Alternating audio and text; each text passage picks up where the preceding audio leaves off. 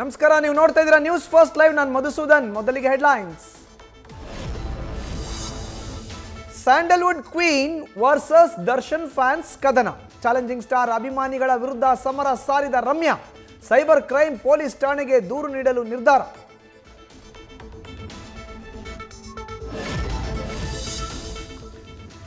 ನಾಯಿ ಬೊಗಳುತ್ತಿರಲಿ, ಆದರೆ ಸಿಂಹಿಣಿಯೇ queen. Social ಮೀಡಿಯಾದಲ್ಲಿ ನಟಿ ರಮ್ಯಾ ಪರ ಬ್ಯಾಟ್ ಬೀಸುತ್ತಿರುವ ನೆಟ್ಟಿಗರು. ನೆಗೆಟಿವ್ ಕಾಮೆಂಟ್ಸ್ಗೆ ತಕ್ಕ ಉತ್ತರ ಕೊಟ್ಟ ರಮ್ಯಾ ನಡೆಗೆ ಬಹುಪರಾಕ್.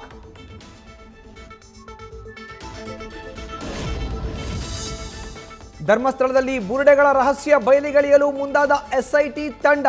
2 ದಿನಗಳ ಕಾಲ ಅನಾಮಿಕನಿಗೆ ಸುದೀರ್ಘ ವಿಚಾರಣೆ. ಇಂದಿನಿಂದ ಫೀಲ್ಡ್ಗಿಳಿದು ತನಿಖೆ. ದೂರುದಾರ ತಿಳಿಸಿರುವ ಸ್ಥಳದಲ್ಲಿ ಉತ್ಖನನ ಸಾಧ್ಯತೆ.